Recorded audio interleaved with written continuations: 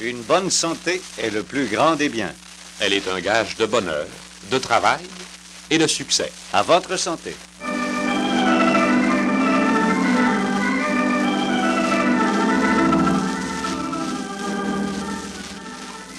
Le ministère fédéral de la Santé et du Bien-être social vous renseigne sur l'importance de la santé. Hé, Marie! Tu viens jouer au tennis? Bonjour, Robert. Ah, je dis pas non. J'ai déjà gagné un set aujourd'hui. Je serais bien prête à en gagner un autre. On va voir ça, hein? Si je te battais, si c'est rien, disons, hein? Oh, vante-toi pas trop vite. Attends de voir mon nouveau service. Oh, j'aurais bien aimé manger quelque chose avant, mais ça peut attendre.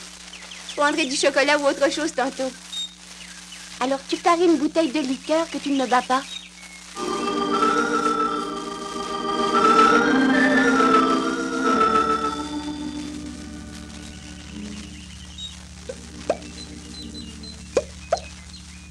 « 5-3! C'est bien ça!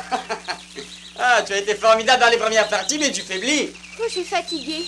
Je pense que je vais arrêter. Non, non, non, on va finir ça! Vraiment, Robert, je me sens trop fatiguée. Ah, c'est correct, d'abord. Ah, mais dis donc, qu'est-ce qui va pas? Te sens-tu mal? Oh, je sais pas, je me sens toute drôle. Hé, tu vas pas perdre connaissance!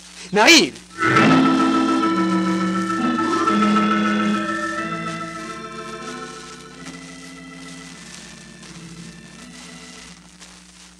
Une petite fille qui s'évanouit, rien qu'une faiblesse, une affaire de rien, en somme. Oui, mais pourquoi? Quelle est la cause de cette soudaine faiblesse de Marie? Chauffeur, c'est la maison verte à gauche. Te sens-tu mieux, Marie? On est rendu chez toi. Oui. Et ça va mieux maintenant. Merci beaucoup, Robert. T'as été bien gentil de venir me reconduire en taxi. Je regrette de t'avoir causé toute cette peine. Oh, dis donc pas de bêtises, Marie. Du moment que tu es mieux, c'est tout ce qui compte. C'est la première fois que ça t'arrive, ça? Tu sais, j'ai pas vraiment perdu connaissance, mais je me suis sentie faible comme ça à 2 ou 3 reprises dernièrement. Attends, moi, je vais t'aider à monter. Juste le temps de payer le taxi. Oh, c'est pas la peine. Oh, ça va tout à fait mieux maintenant.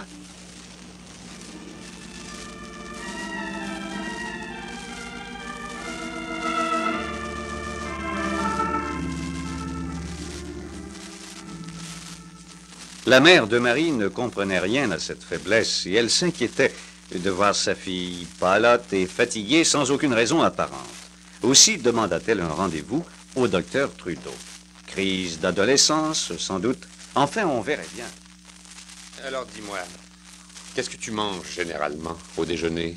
Oh, pas grand-chose, docteur. Des toasts, du café en général. Mais la plupart du temps, j'ai même pas le temps de déjeuner. Et tu crois vraiment que tu pourrais pas le prendre, le temps, non? Probablement, oui. Mais vraiment, docteur, ça me dit pas de manger le matin. Même quand j'ai le temps. C'est rare que je mange pour vrai. Oui.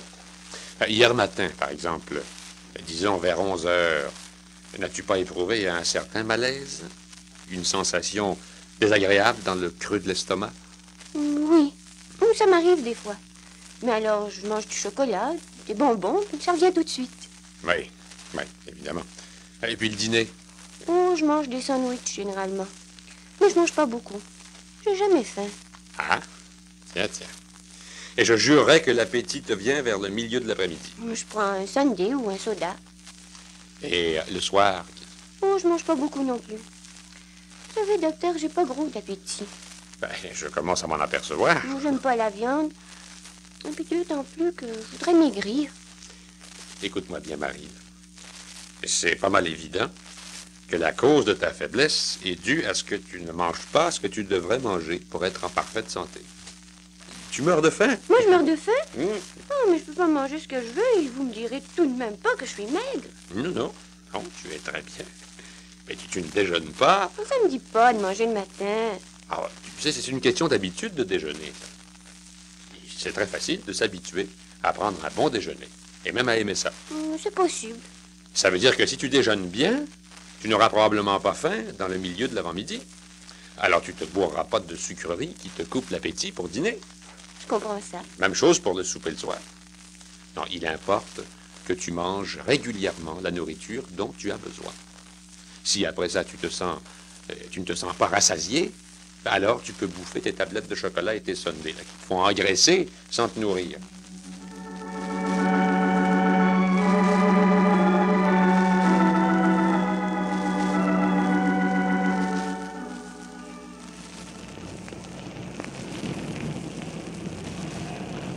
Bonjour Marie, tu m'accompagnes? Merci, Robert.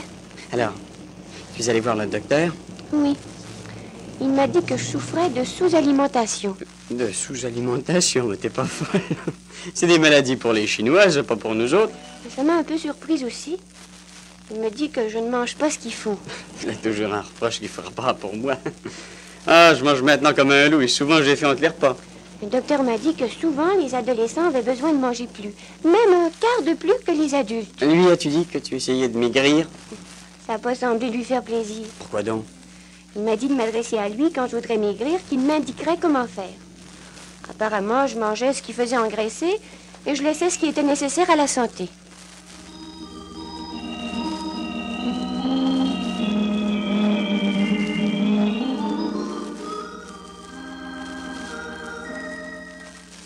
Évidemment, c'est assez difficile de croire qu'une petite Canadienne vivant en 1955, dans une famille raisonnablement à l'aise, puisse manquer de nourriture et souffrir de sous-alimentation, tout comme une victime de la famine aux Indes ou en Chine. Avec ça que Marie a plutôt l'air grassouillette. Mais les aliments même qu'elle refusait, en raison du régime qu'elle s'imposait afin de ne pas grossir, étaient ceux qu'elle aurait dû rechercher et qui l'auraient moins fait grossir que ceux dont elle faisait ses délices. À peine quelques semaines plus tard, nous retrouvons Marie déjà plus vive. Elle n'éprouve plus ce sentiment de lassitude qui la tracassait si souvent, plus de ses faiblesses ou de ses étourdissements. Et avec ça, incroyable mais vrai, elle avait perdu du poids. Exactement. Pour moi, elle est maltée. Ah, dis donc. Alors c'est fini les belles résolutions et le régime nutritif? Fini? Pourquoi? Ah, c'est que j'ai pas l'impression que le lait maltais est précisément la chose pour toi, non? Oh, mais pas du tout. Il n'y a pas d'objection à ça. Je pensais que quand tu étais allé voir le médecin... Oh, non, non, c'est pas ça. Il m'a dit qu'il fallait que je mange tout ce dont j'avais besoin pour bien me nourrir. 3 bons repas? C'est ça. Mais une fois que j'ai pris mes 3 repas, il ne voit pas de raison à ce que je me prive d'autre chose entre les repas si j'en ai le goût. Mais si tu bois ça, vas-tu avoir quand même envie de souper ce soir? Oh, je pense bien que oui. En tout cas, maman, elle va y voir si je dis que j'ai pas faim. Le docteur a dit qu'il arrivait souvent à mon âge qu'on ait besoin de plus de calories. Et puis comme ça, on est plein ça et que j'aime ça, eh bien, tout le monde va être heureux, compris moi. Donc, un lait maltais. 2, s'il vous plaît.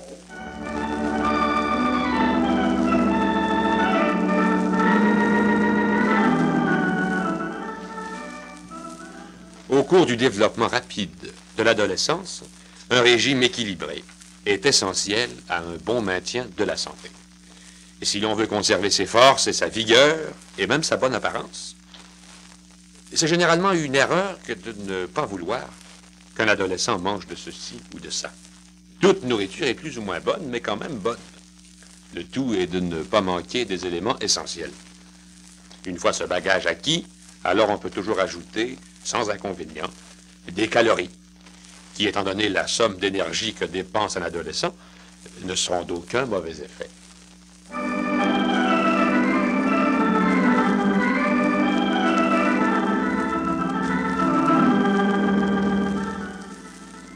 Ce programme vous a été présenté par le ministère fédéral de la Santé et du Bien-être social.